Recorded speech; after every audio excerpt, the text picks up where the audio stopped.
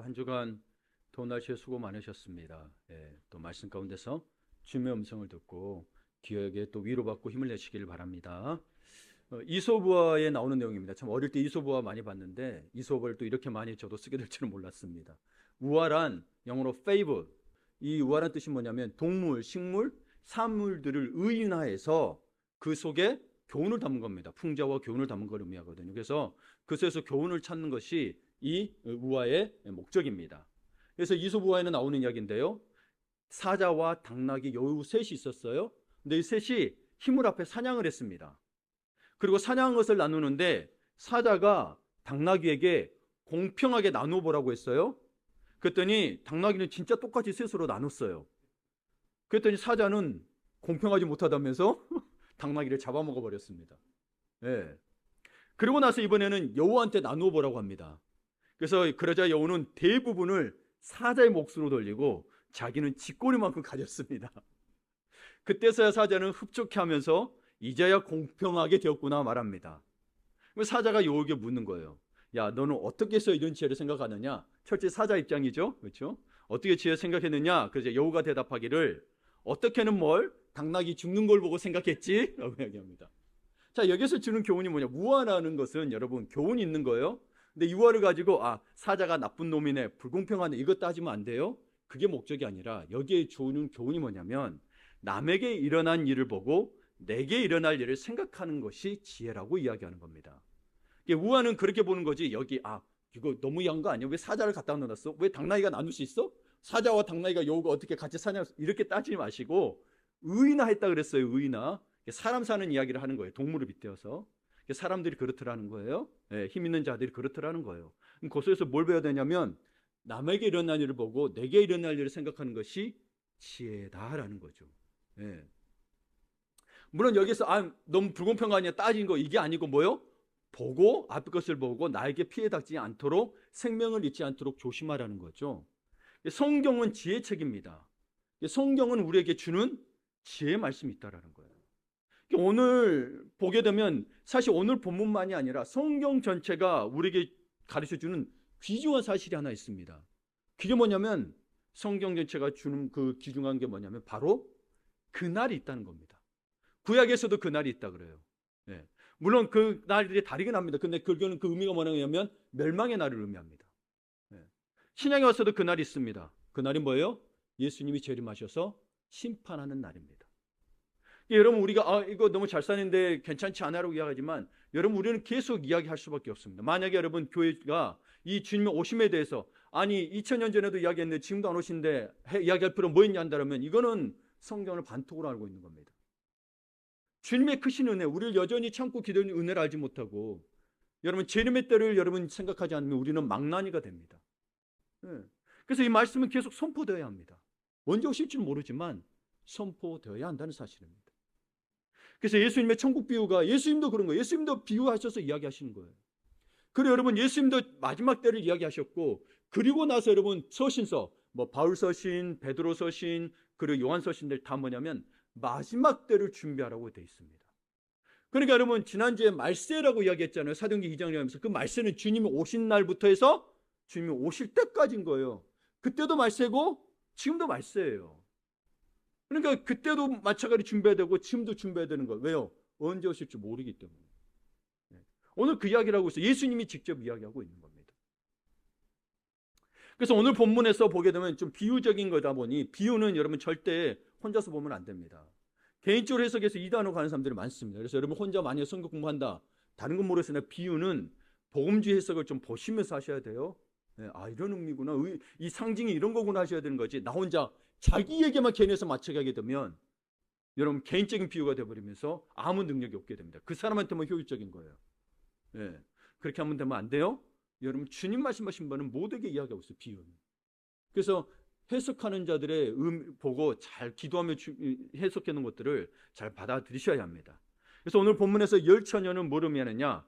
표면적으로는 그리스도인 전체를 의미합니다. 등과 기름이 있다 그랬어요. 그리스도인을 다 전체로 의미합니다. 천국은 마치 이렇게 돼 있거든요. 신랑을 기다리는데 등과 기름이 있다고 돼 있어요. 모든 그리스도인을 의미합니다. 근데 거기에 뭐요? 슬기로운 5 처녀가 있고 미련한 5 처녀가 있다라는 거예요. 슬기로운 5 처녀는 구원을 받은 그리스도인이고, 미련한 다섯 처녀는 구원을 받지 못하는 그리스도인이라 상징한다고 봅니다. 그리스도인이에요. 교회 오고 여러분 뭐 하는데 부모 얻지 못한 자가 있을 수도 있다는 거예요. 왜 그럴까?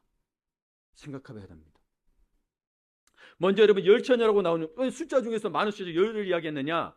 열이란 숫자는 당시에는 완전 숫자이고 유대 회당을 구성할 수 있는 최소 인원이었어요. 여러분 대학원에도 인원수가 4명이 돼야 강의가 열립니다. 숫자가 4명이 안 넘으면 폐강이 됩니다. 내가 듣고 싶어도. 네. 기본적으로 4명이 넘어야 수업이 강의되는 것처럼 여러분 이 당시에도 유대 회당을 구성하는데 9명이 되면 회당이 구성이 안 되고 10명이 돼야 회당을 세울 수 있었고, 종교 집회에 필요한 그 당시에 종족 인원이 10명이었어요. 10명이 돼야 집회를 가질 수 있었어요. 예. 이러한 관점에서 보게 되니까 열처녀가 모두 모든 시대의 신자를 가르치는 모든 시대의 신자. 렌스키가 그렇게 해석을 합니다. 그럼 그 다음에 신랑은 뭐로 의미할까요? 재림하는 예수 그리스도를 상징하고, 혼인잔치의 문은, 혼인잔치가 있어요. 천국잔치인데 문이 열렸다 닫혔다라는 거예요. 닫혔다라는 거. 그러니까 이 문은 구원의 문을 상징하는 것입니다. 그러나 비유에서 모든 단어 하나하나에 모든 비유를 상징하며 담겨 있는 게 아니에요. 아까 우화도 이야기했듯이 그게 내용이 중요한 거예요. 어떤 교훈을 담고 있느냐는 거예요. 물론 상징적 의미가 있어요. 의인화했기 때문에 사자는 누구를 의미할 수 있고 그럴 수는 있습니다. 그래서 모든 것에 사냥고 모도 다 하는 게 아니라 그게 문맥에 의해서 해석하는 게 굉장히 중요합니다. 비유는. 단어 하나만 놓고 매여가지고 한 이단들이 많이 해요. 단어 하나만 놓고 이거야 라고 단정 지어버려요. 아니요. 단순히 단어에 담겨지는 게 이거 하나만 의미하지 않습니다. 그거를 잘 놓치시면 안 됩니다. 그러니까 여러분 먼저 여기 봐야 될 게 있으면 9절에 보게 되면 기름을 파는 자들이 나옵니다. 이건 그냥 여러분 우리 연구로 보면 그냥 지나가는 행인으로 봐야 되는 거지 이 사람을 주인공으로 보면 안 돼요. 신천지가 그런 해석에 오류를 범하고 있습니다.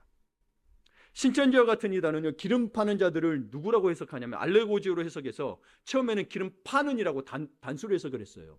그래서 이만희를 기름 파는 자라고 그래서 성령이라고 그랬어요. 근데 기름 파는 자들이라고 나오니까 덜이라고 돼 있으니까 뭐라 그래요? 성경 교사들, 자기들이 세우는 성경 교사들도 기름 파는 자들이라고 해석합니다.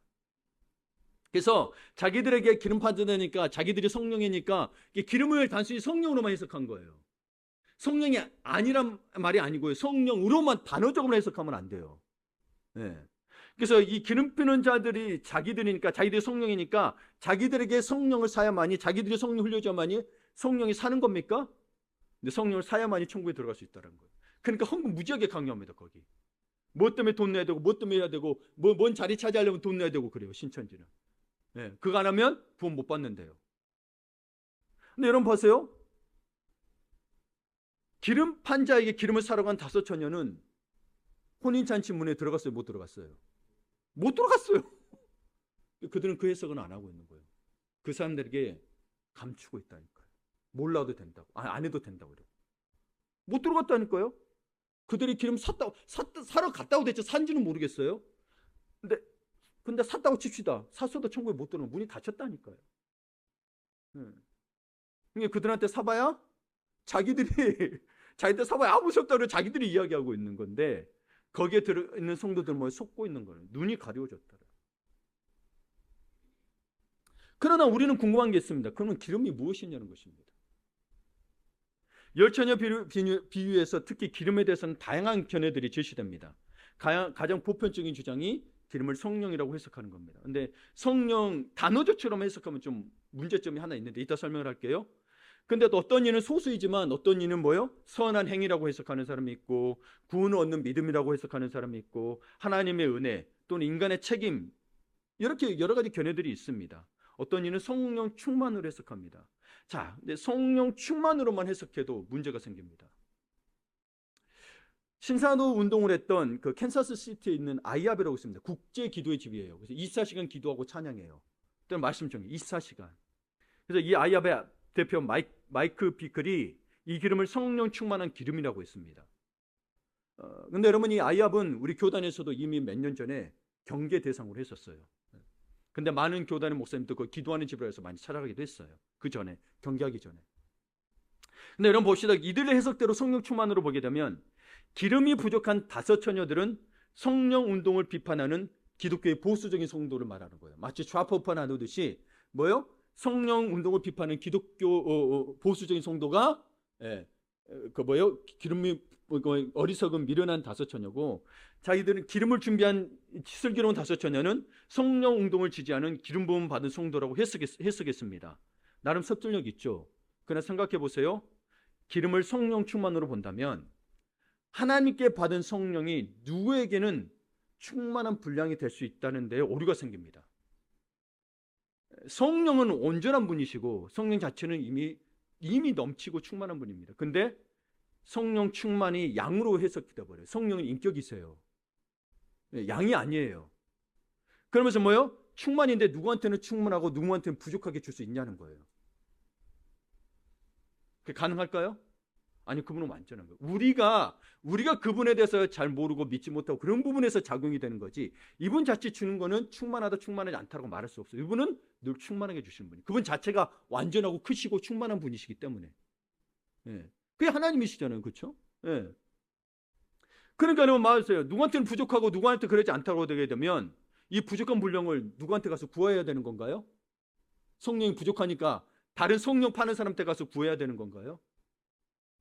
아닙니다. 성령으로만 해석하면 안 돼요. 이 부분을, 기름을. 그러면 또 봅시다. 구원받은 다섯 처녀는 여분의 기름을 준비했다고 했잖아요. 그럼 이걸 성령 충만으로 본다라면 여러분, 성령을 여분으로 이렇게 킵해놨다가 부족할 때 채울 수 있는 건가요? 제가 여기 창고에 좀 성령 좀 킵해놨다가 오늘 설교할 때 성령이 충만히 필요하니까 제가 빼서 쓸 수 있는 건가요? 안 돼요. 여러분, 이게 안 돼요. 이 문제가 뭐냐 발생된 여분의 기름 때문에 부은 거예요. 다들 1절에 보게 되면 열 처녀 모두 다 등과 기름을 가지고 있었어요. 문제가 발생된 건 여분의 기름인 거예요. 신랑이 더디움으로. 네. 그리고 성령님은 하나님이신데 우리 마음대로 여분을 뒀다 할 수 있는 분인가요? 아니, 그분이 주권을 할 수 있는 분인 거예요. 네. 하나님을 오해하면 안 돼요. 네. 두 번째로 행일 구원으로 주장하는 사람이 있습니다. 아, 이 기름은 착한 일로 채워지는 거라고 이야기하고 있어요. 여러분, 우리는 생각해 봐야 될 게 뭐냐면 잔치에 참여하지 못한 다섯 처녀들도 기름을 가지고 있었어요. 만약 선행위로 본다면 선행위가 있었다는 거예요. 잔치에 참여하지 못한 처녀들도. 근데 보세요. 만약에 이걸 행위로 본다면 잠이 들어서 선행위를 못했다고 친다면 여러분 5절에 보게 되면 열 처녀 모두 잠들어 있었어요. 열 처녀 모두 잠들어 있었어요. 왜요? 근데 열 처녀 모두 잠든 건 무엇 때문이에요? 5절에 보게 되면 신랑이 더디왔기 때문인 거예요. 제 시간에 안 왔어요. 더디왔기 때문인 거예요. 그러면 생각해 보세요. 당시에 여러분 그 관습을 가지고 예수님이 비유로 말씀하신 거거든요. 그러니까 당시에는 이 등불을 기름을 담는 용기가 있잖아요. 우리가 볼 때는 뭐 이렇게 우리가 말하는 석유 골로처럼 이렇게 들고 다니는 게 아니잖아요. 등을 손에 들 수 있는 거 다닌 거고, 그래서 등잔을 오래 사용하려면 그럴 때가 되면 여분의 기름통에 기름을 넣어 다녔다고 합니다. 가지고 다녔다고 합니다. 당시에. 그러니까 여러분, 이 문제는 뭐가 발생돼? 문제는 신랑이 더디왔다는 데서 문제가 발생되는 거예요. 그러니까 여러분, 이 열 처녀 모두 기름과 등과 기름을 가지고 있었어요. 근데 뭐예요? 제때 왔더라면 이 미련한 처녀도 들어갈 수 있었다니까요. 여분의 기름이 문제. 더디오니까 여분의 기름이 필요한 게 문제였다는 거예요. 그러니까 열 처녀 모두 혼인잔치에 천국에 초대받는 사람이었어요. 그러니까 여러분, 신랑이 일찍 왔다면 열 처녀 모두 불을 밝히며 신랑을 맞이할 수 있었다는 거죠. 그러면 신랑이 일찍 왔다면 기름이 부족한 상황까지 가지 않을 거라는 거죠. 기름이 부족한 상황은 신랑이 더디왔기 때문인 거예요. 봐보세요. 기름은 있었다니까요. 등과 기름은. 그럼 이거를 기름을 선한 행위로, 내가 착한 행실로 보게 된다면 여러분, 신랑이 늦게 왔기 때문에 선한 행위나 행함이 부족하게 되었다는 거잖아요. 그럼 여러분, 이게 어느 정도 선한 행위가 채워져야 되는 건가요? 신랑이 제때 왔으면요, 이 행위로 구원받는 거라니까요. 다 구원받는 거예요. 그리고 봐보세요. 만약에 이 기름이 선한 행위로 말미암아 구원받을 수 있게 되는 거라면 믿기만 하면 구원받는다는 것은 더 이상 복음이 안 됩니다. 로마서 다 찢어버려야 됩니다. 바울서신 다 찢어버려야 됩니다. 네. 그리고 어느 정도 선한 행위로 구원받을 수 있는 거고, 기준이 어디 나와 있습니까? 그럼 기준이라도 줘야지. 어느 정도일까요? 목사가 판단해 줘야 될까요? 목사가 하나님도 아닌데 어떻게 판단합니까? 그럼 뭐예요? 헌금 많이 한 사람, 돈 없어서 착한 일 없이 못한 사람 아예 못 들어가는 건가요? 이게 선한 행위로 보면 안 되는 거예요. 보면 안 되는 거예요. 선한 행위 하지 말라는 의미가 아니에요. 선한 행위로 보면 안 된다는 겁니다. 예. 그러면 일반적인 주장이에요. 이 기름을 성령이나 은혜로만 해석하는 건 어떤 건가요? 예. 곤란한 문제점이 나타나는 게 뭐냐면 하나님이 주시는 성령이나 은혜는 완전한 거기 때문에 부족하게 줄 수 있는 게 아니기 때문인 거예요. 더디 온다고 해서 부족해질 수 있는 게 아닌 거예요. 성령은. 그렇잖아요. 그분은 소멸되는 분이 아니에요. 내가 소멸시키는 거지 그분 자체가 소멸되는 게 아니기 때문에.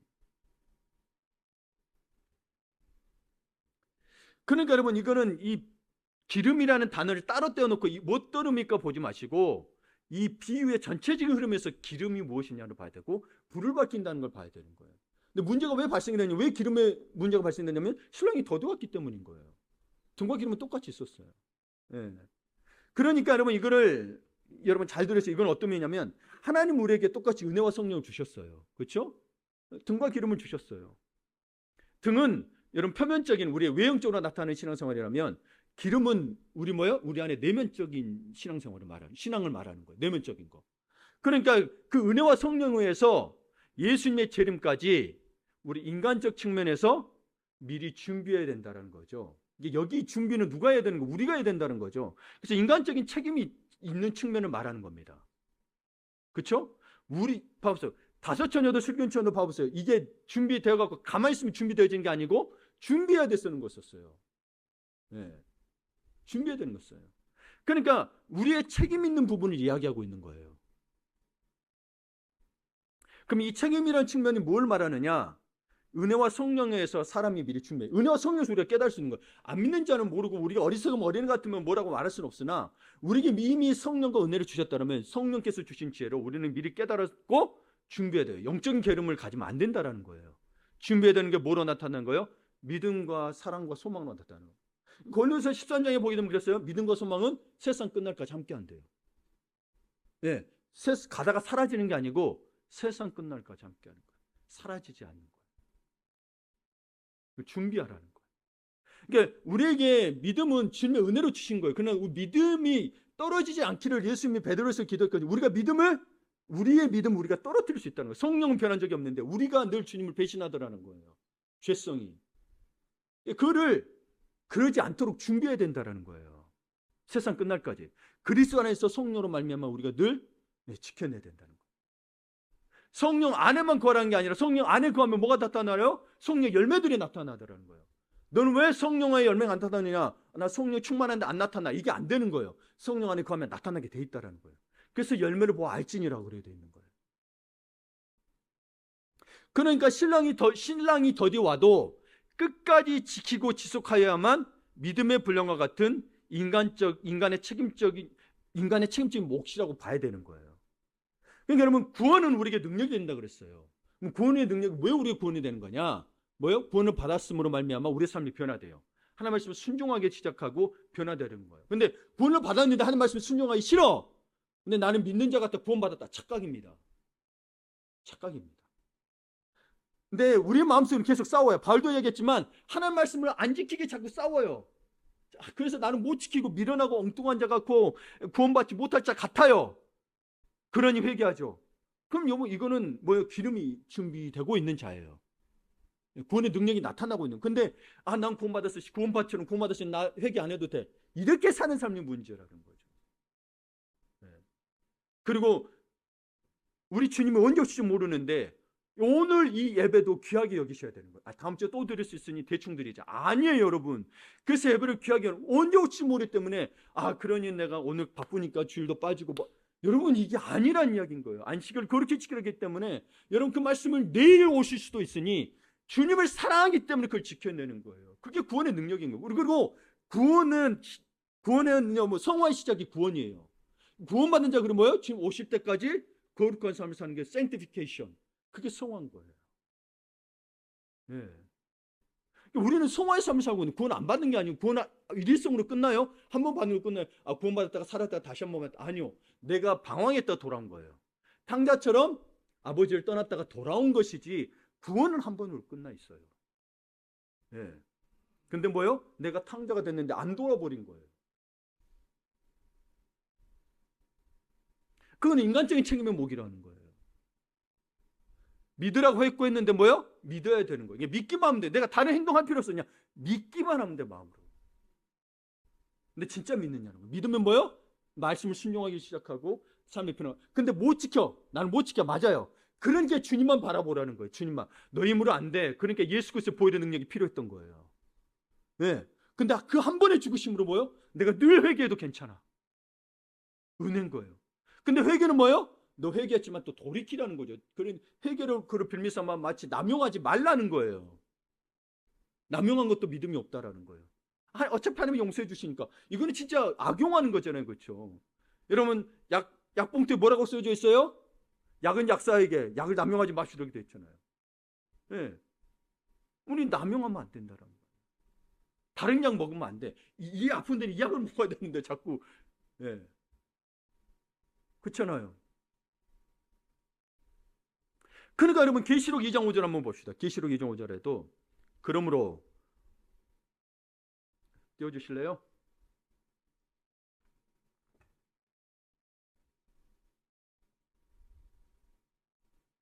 네, 졸고 있었어요? 기지 한번 펴시고 네, 같이 봐야 됩니다. 계시록 2장 5절 제가 읽어드릴게요. 그러므로 어디서 떨어졌는지를 생각하고 회개하여 처음 행위를 가지라. 만일 그리하지 아니하고 회개하지 아니하면 내가 내게 가서 내 촛대를 그 자리에서 옮기리라. 여러분 이 에베소 교회에 나타나서 이야기한 거 어린 양이 이야기한 게 뭐냐면 처음 행위를 회개하라. 아니면 너희가 회개하라는 거. 근데 처음 행위를 너희가 사라져버렸대. 주님 사랑하고 주님에 대해서 정말 순수한 마음을 품었던 게 사라졌다는 그걸 회개하라는 거예요. 회개하지 않으면 뭐라는 거예요? 촛대로 옮긴다는 거예요. 촛대는 주님의 상징하거든요. 성령 이게 옮겨버린다는 거예요. 없애버린다는 거예요. 무서운 말인 거예요. 이게 에베소 교회 이야기하고 있는 거예요. 우리가 자꾸 악용하면 안 된 거예요. 회개한 척하면 안 된다는 거예요. 진짜 주님을 사랑해서 내가 주님 앞에 서니 내가 부끄럽고 죄인으로 회개하는 마음으로 살아가야 된다는 거예요.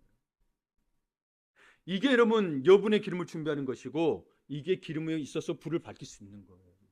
불을 밝히라고 되어 있거든. 가짜 기름이 들어있으면 불을 못 밝히죠. 여분이 있다고 해도 가짜 기름은 못 밝히는 거예요. 그렇죠? 등에 물이 들어있으니까 등이 있으니까 기름으로 착각할 수 있겠는데 여러분 물이 들어있을 수 있다니까 여러분. 진짜 기름이 들어있어야 되는데 불을 피치켰더니 불이 안 올라와. 심지어 불이 안 붙어. 심각한 겁니다. 그런 사람들이 많다는 거예요. 교회 안에. 이 기름은 비록 신랑이 늦게 올지라도 혼인잔치 때까지 계속 불을 밝히는 겁니다. 네. 혼인잔치의 핵심은 신랑인 거예요. 신랑이 와야 되는 거예요. 네. 그러니까 기름은 불을 밝힐 수 있는 역할을 감당할 수 있는 준비라는 거예요. 주님 오실 때까지 우리의 삶을 계속 준비하라는 거예요. 성화의 삶을 살라는 거예요. 네. 그래서 신랑이 더디 오더라도 불을 밝히는 기름을 준비하기 위해서는 뭐란 거예요? 깨어 있으라는 거예요. 깨어 있으라는 거예요. 그런즉 깨어 있으라. 네. 그러니까 여러분 다시 말씀 기름을 준비하는 게 뭐예요? 깨어 있는 거예요. 네, 깨어 있는 거예요. 자 봅시다. 먼저 오늘 또 본문의 흐름 보게 되면 열 처녀는 모두 어느 정도의 기름이 담긴 등을 갖고 나갔습니다. 처음에는 미련한 처녀들도 등을 밝힐 수 있는 기름이 있었습니다. 슬기로운 처녀들은 기름이 채워진 등과 별도로 다른 그릇을 더 준비해서 등과 함께 가져간 겁니다. 그걸 슬기롭다고 한 거예요. 4절을 보게 되면 슬기 있는 자들은 그릇에 기름을 담아 등과 함께 가져갔더니 그리고 신랑이 더디옴으로써 불이 꺼져간다고 성경 언급하는데 8절을 볼까요? 미련한 자들이 슬기 있는 자들에게 이르되 슬기 있는 자들에게 이른 거예요. 우리 등불이 꺼져가니 너희 기름을 좀 나눠달라 하거늘. 그랬더니 슬기 있는 자들은 나눠줄 수 없고 파는 자들에게 가서 쓸 것을 사라고 합니다. 그들이 사러 갑니다. 9절 10절을 보게 되면 슬기 있는 자들이 대답하여 이르되 우리와 너희가 쓰기에 다 부족할까 하노니 차라리 파는 자들에게 가서 너희 쓸 것을 사라 하니 그들이 사러 간 사이에 신랑이 오므로 준비하였던 자들은 함께 혼잔치에 들어가고 문은 닫힌지라. 기름이 성령이라면 다른 데서 얻을 수 있는 게 아닌 거죠. 그렇죠? 그럼 만약 다른 데서 얻을 수 있는 거라고 칩시다. 그럼 얻어왔으면 열어줘야 되는 거 아니에요? 성령이 있으니까. 이거 성령으로만 보면 안 돼요. 이게 단어, 성령이 아니라는 의미가 아니고 단어로 딱 떼서 성령으로만 볼 수 있는 게 아니라는 거예요. 우리 삶 전체를 이야기한다는 거예요. 준비되는 삶. 성령으로 말미암아 준비되는 삶을 이야기하는 거예요. 성령이다 라고만 말하는 게 아니라 성령에 빠질 수 없어요. 성령으로, 말씀으로 준비되는 삶을 말하고 있는 거예요. 그래야 불이 꺼지지 않고 밝힐 수 있는 겁니다. 미련한 처녀들은 신랑이 늦게 옴으로써 여분의 기름이 부족하여 불을 더 밝힐 수가 없던 겁니다. 그래서 생각해보세요. 우리가 다음 주에 예배 드시니까 오늘 예배는 그냥 대충 드려보자. 그게 아니라니까요, 여러분. 찬양 때부터 해서 마음을 다해서 하셔야 돼요. 마음이 아프고 슬픈 일이 있고 싸우고 왔더라도 하나님을 향해 마음을 향해야 돼요.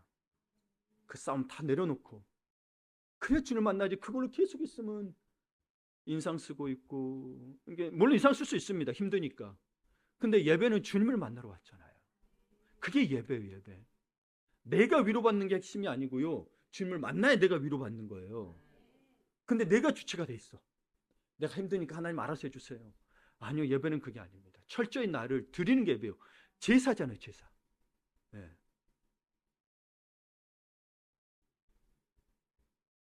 그러니까 너무 바빠서 늘 신앙생활을 여분을 기름 준비 못해.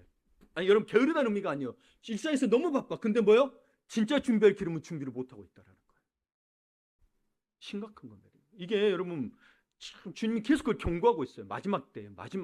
언제 올지 모르기 때문에 계속 경고하고 있는 거예요. 종합해서 말하자면 열 처녀의 비유는 기름이 무엇을 상징하는가가 가장 중요하게 다른 게 아닌 거예요. 그걸 중요하게 보는 게 아니라 중요한 문제는 신랑이 늦게 옴으로써 기름이 부족하게 된 거예요. 그렇죠?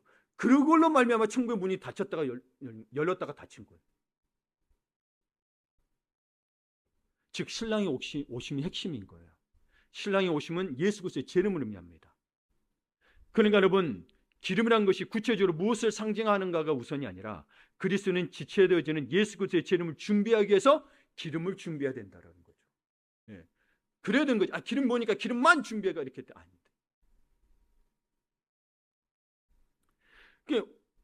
예수님 이 열처녀의 비유에 대해서 가장 중요한 메시지는 예수님이 예수 그리스도의 재림을 준비하라는 거예요. 언제 올지 모르니까 늘 준비하고 있다는 거예요. 예수님의 재림을. 나 바쁘니까 주일날만 준비할게요. 아니라니까. 일상에서 주님을 찾아야 돼요. 네. 찾아야 되는 거예요. 주님 만나야 돼요. 어떻게 준비하라고요? 깨어있으라는 거예요. 근데 일상에서는 직장일로 밟는 게 주님 생각 못 하잖아요. 내 문제만 생각하잖아요. 하나님 나라 생각하는 게 아니잖아요. 네. 13절에 그래서 이야기하는 거예요. 그런즉 깨어있으라. 너희는 그날과 그때를 알지 못하느니라. 신랑이 더디 오는데 그날과 그때를 알지 못하니까 깨어있으라는 거예요. 깨어있으라는 것은 기름을 늘 준비하고 있으라는 것이고 그리스도 예수의 재림을 준비하라는 거예요. 기름을 늘 준비하라는 거예요. 네. 잠을 자지 말라는 의미가 아니에요. 5절에 보게 되면 열 처녀 다 잤어요. 슬기로운 처녀도 잤어요. 피곤하면 자야 돼요. 여러분 이걸 오해해서 밤마다 철하기도 하라는 의미가 아니에요. 때로는 깨어서 철하기도 할 수 있어요. 왜냐하면 기름을 준비하는 입장에서 철할 수 있는 거지 이걸 잠을 자지 말고 준비하라는 의미로 생각하면 안 돼요. 네. 그러니까 굳이 기름을 무엇이냐고 따로 떼어놓고 한다면 성령의 기름, 말씀의 기름이라고 말할 수 있어요. 그러나 그 기름이 지속적으로 있어서 불이 밝혀져야 된다는 거예요. 네.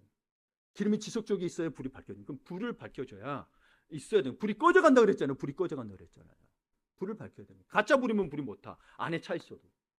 네. 그러므로 참으로 구원받은 자라면 미리 준비하여 가지고 있어야 돼요. 네.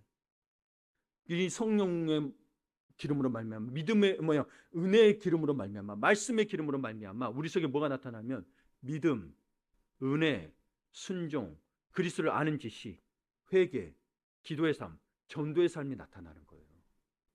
그게 그렇게. 근데 주님 2000년이 온다는데 지금도 안 오냐 하고 멈춰버렸어.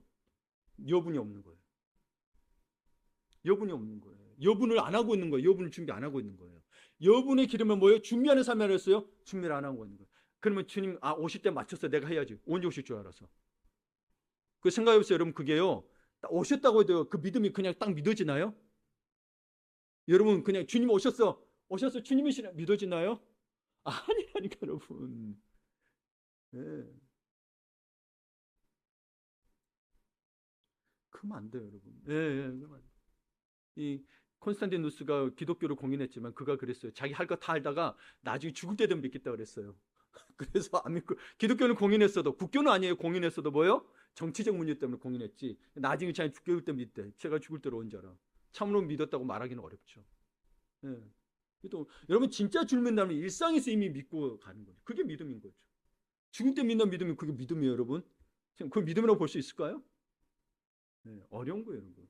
물론 모르고 있다가 정말 하나를 모르고 있다가 죽을 때 정말 만날 수는 있어요. 그거는 가능해요. 근데 자기 죽을 때 믿겠다는 건 뭐예요? 하나님 이미 누군지 알고 있는 거잖아요. 이미 성립이 안 돼. 봐보세요. 네. 그러니까 여러분 이 구원받았다면 정말 성령이 임하여 그 인도하심으로 우리의 신앙을 성숙하게 가는 거란 거예요. 이게 구원의 시작인 거고 이게 구원의 삶인 거예요. 그게 기름 받음으로 말미암아 준비하는 삶이 되는 거예요. 여분까지 주님이 언제 오실 줄 모르니까. 내일 온다면 오늘 준비하면 되잖아요. 너 언제 올 몰라. 근데 내일 올 수도 있고 내일 모레 올 수도 있고 100년 뒤에 올 수도 있는 거예요. 언제 올지 몰라. 그러니까 우리가 개인적으로 주님을 기다리면 또 우리의 죽음은 또 다가와. 근데 언제 죽을 줄 알아요? 모른다라는 거예요. 그러니까 여분의 기름을 준비하셔야 된다. 근데 마치 근데 주님이 내일 안 오실 것처럼 우리 살아가고 있다라는 거예요. 주님 이거 하고요. 장가 가야 하고 소도 사야 되고 아이돌도 돌봐야 되고요. 자꾸 그런다라는 거예요. 그런 와중에도 주님을 향한 여분의 기름을 준비하셔야 된다라는 거예요. 그게 뭐예요?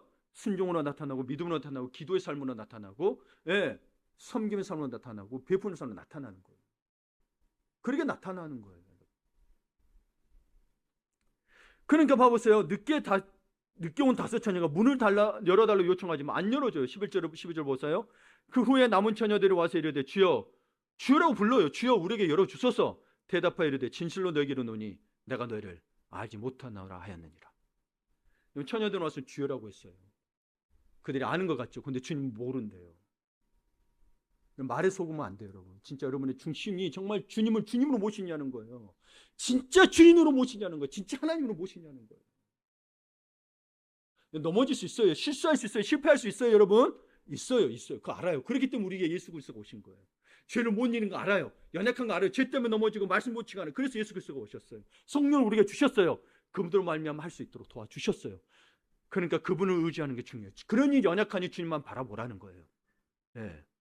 주님만 바라보는 거예요. 근데 그러지 않고 와가지고 지어지어 하는 거래요. 그러니까 보세요.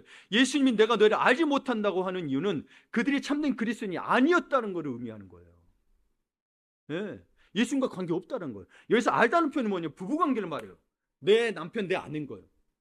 근데 다른 여자 와가지고 내가 아내래, 내 아내래. 여러분 어떻게 해야 될까요? 모르는 여자인 거죠, 그렇죠? 모르는 여자인 거예요. 내 남편이 아닌 다른 남자 가지고 자기가 내 남편이래. 어떻게 해야 돼요? 모르는 거예요. 지금 그러고 있는 거라니까요. 와가지고 제가요 당신 부인이에요. 제가 남편 이러고 있는 거예요. 근데 모른다고 하는 거예요. 그래서 안다고 하면 큰일 나요, 여러분. 모르는 거예요. 이 시대 불륜이 너무 많잖아요. 죄라니까요. 그리고 음란함이라고 다 이야기하고 있어요, 성경은.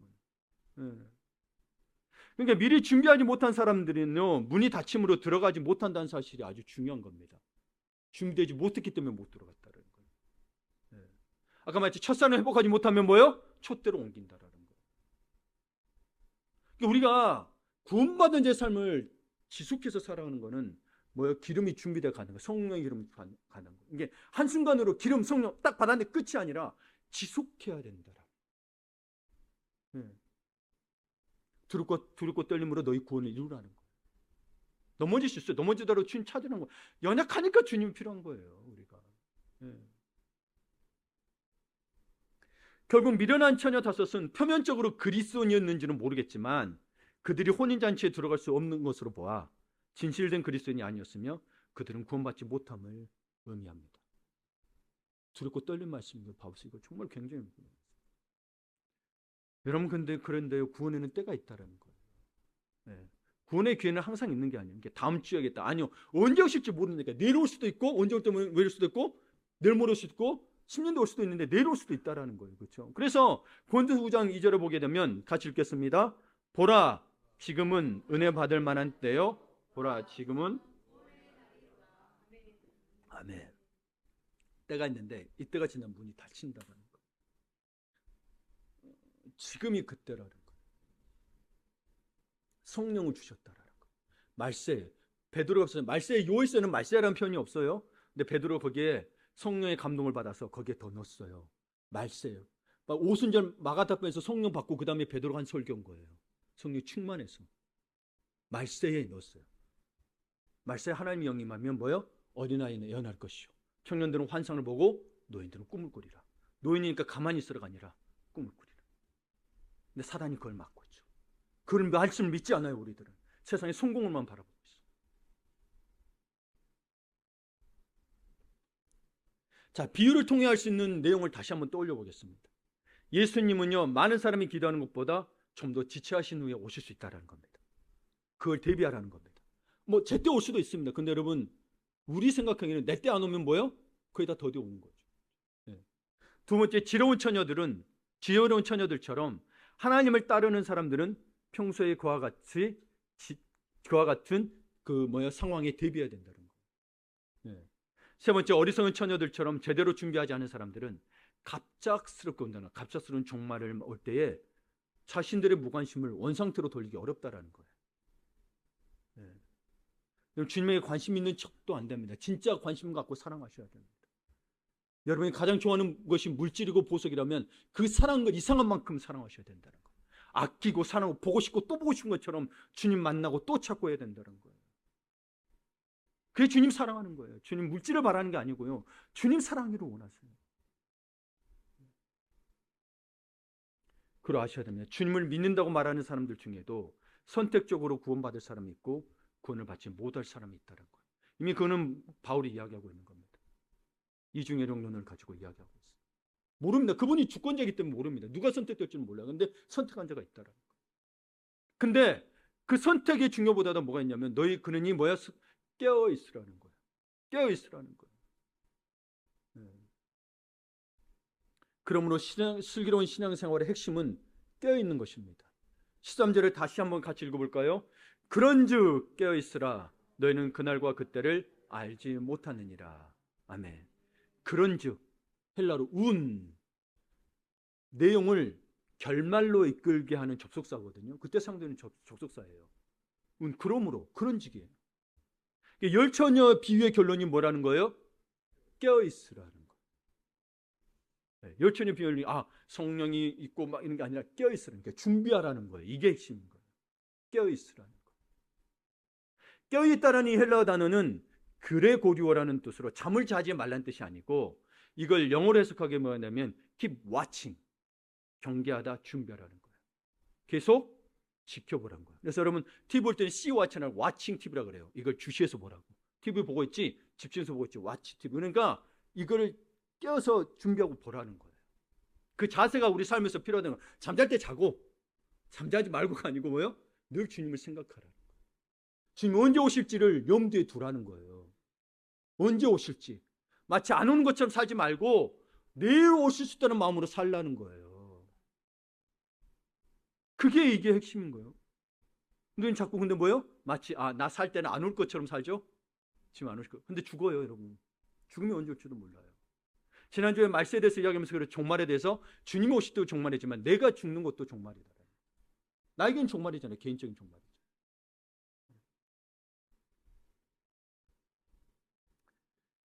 그러니까 여러분, 다 잘고 있었어요. 잠을 안 자고 깨어있어도 기름이 모자라면 등불을 밝힐 수가 없어요. 열처녀 다 잠들었는데 내가 잠 안 자고 깨어있다고 해서 기름이 준비 안 됐으면 의미가 어떤 게, 깨어있는 의미는 잠을 안 자는 의미가 아닌 거예요. 기름을 준비한다는 의미인 거예요. 기름을. 네. 그러니까 미리 기름을 준비하는 지혜로운 슬기로운 처녀들 되시길 바랍니다. 네. 여러분, 열처녀는 똑같이 등을 가졌습니다. 미련한 자들이 처해 있던 상황이나 삶의 방법, 심지어 졸고 잠드는 것까지 지혜로운 자와 별반 다를 게 없었어요, 여러분. 세상으로 멍청하냐, 많이 하냐, 이걸로 지혜로 나는 게 아니라 성경에서 말한 건 여러분, 지혜로운 자랑 미련한 자는 똑같다고 되어 있어요. 한 가지만 제외하고 뭐예요? 기름을 준비하는 것만 제외하고 다 똑같았어요. 등도 있고 기름도 있고 다 똑같아요. 멍청한 사람이 그래서 여러분 천국 못 들어간 게 아니라는 이야기인 거예요. 그런 의미가 아니라는 거예요. 기름을 준비했냐는 거예요. 예. 미련한 다섯 처녀는 여분의 기름을 준비하지 않았습니다. 그러니까 여러분 이걸 보세요. 등과 기름은 똑같이 있었어요. 등은 뭘 말한 거예요? 눈에 보이는 신앙의 형식적인 부분을 이야기하는 거예요. 나와서 예배할 수 있어요. 설교할 수 있어요. 반주할 수 있어요. 찬양할 수 있어요. 기타 칠 수 있어요. 여러분 뭐 미디 할 수 있어요. 교사할 수 있어요. 그러나 등 안에 담겨있는 보이지 않는 기름은 신앙생활이 내면적인 것을 의미합니다. 그럼 우리가 알 수 없죠. 주님만이 아시죠. 이게 준비되어 있는. 예. 그러므로 등은 있으나 기름이 준비되지 못했다는 것은 경건의 모양은 있으나 경건의 능력이 없다는 겁니다. 구원이 능력이 없다는 거예요. 경건은 하나님을 믿는 내적인 믿음이 외면적 행위로 드러나는 걸 경건이라고 해요. 모양만 있으면 안 된다라는 거예요. 내면적인 게 있어야 되는 거예요. 그래서 디모데후서에 보게 되면 너희는 이것을 알라. 말세에 고통하는 때가 이르리니. 그러니까 여러분 우리에게 시련이 오고 핍박이 올 때가 있어요. 그때 사실 다 드러나는 거예요. 평상시에 몰라. 잘 먹고 잘 써 있으면 몰라. 근데 보세요. 그때 어떻게 드러나냐면 사람들이 자기를 사랑하며 돈을 사랑하며 자랑하며 교만하며 비방하며 부모를 거역하며 감사하지 아니하며 거룩하지 아니하며 무정하며 원통함을 풀지 아니하며 모함하며 절제하지 못하며 싸나우며 선한 것을 좋아하지 아니하며 배신하며 조급하며 자만하며 쾌락 사랑하기를 하나님 사랑한 것보다 더하며 경건의 모양은 있으나 경건의 능력은 부인하니 이 같은 자들에게서 네가 돌아서라. 여러분 동성애도 그렇죠. 그러면서 신앙생활하는 사람들이 있어요. 경건의 모양은 있으나 경건의 능력 뭐예요? 자신의 쾌락하게 사랑하기를 하나님 사랑보다 더하는 거예요. 신앙이 없다고 하지 않았어요. 네, 신앙 없다는 동성애를 좀 죄를 내려놓으라고 이야기한 거예요. 죄의 관점으로 보면 똑같이 죄예요. 우리가 간음하는 거나 동성애나 다. 그러니까 여러분 이것들을 속이고 있다는, 마치 안 그런 것처럼 하나님을 더 사랑한 것처럼 속이고 있다는. 근데 마음속은 뭐예요? 쾌락을 더 사랑하고 돈을 사랑하고 자기 자랑하고 부모 거역하고 이게 다 이게 말세예요. 이게 신앙의 모습이 더 교묘해졌다는. 그때도 말세 때는 마치 하나님을 사랑하는 것처럼 살더라는 거예요. 근데 그러지 않다라는 거예요.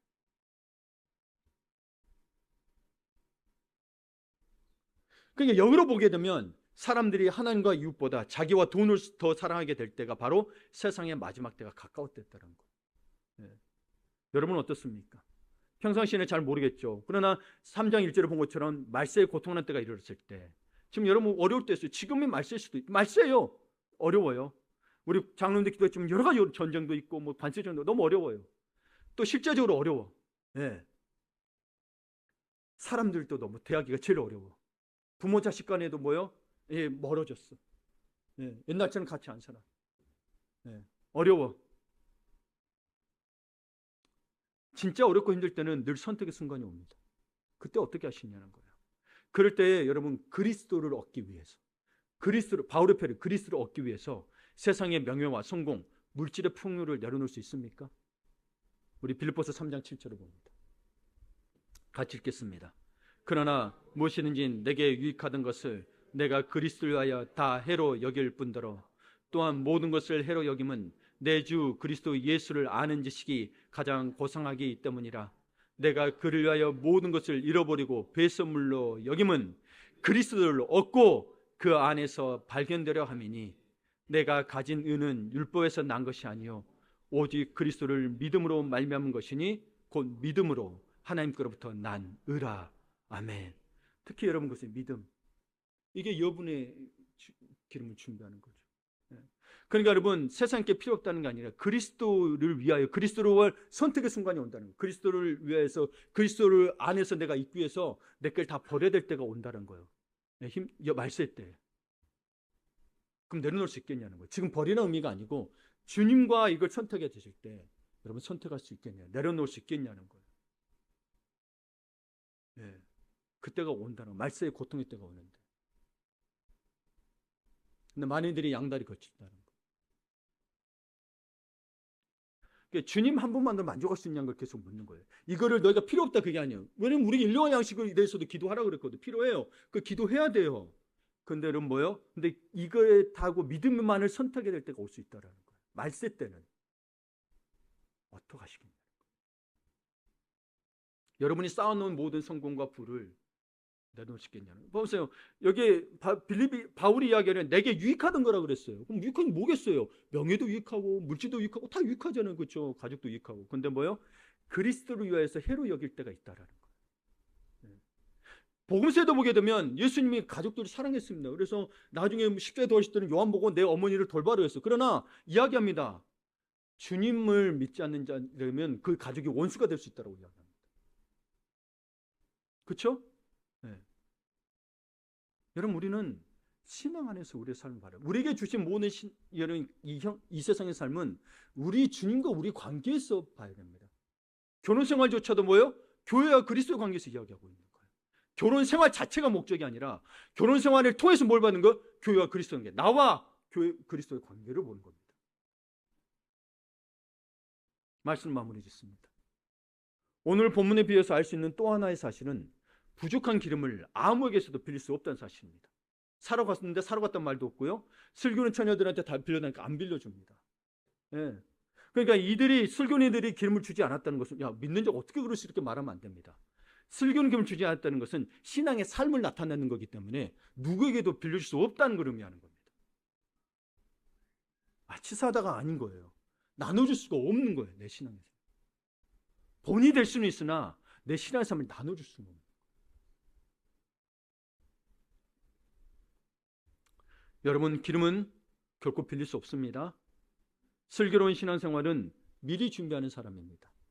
신랑이 갑자기 올 수도 있고 더디 올 수도 있음을 늘 염두에 두는 사람입니다. 오늘부터라도 당장 준비하시기를 바랍니다. 네. 더디 오셔도 졸지 말고 하나님 관계가 바르게 되어야 됩니다. 졸 수 있어요. 근데 좋은다 하더라도 뭐요? 하나님 관계를 바르게. 이게 졸지 말라는 의미는 잠을 자지 말라는 의미가 뭐예요?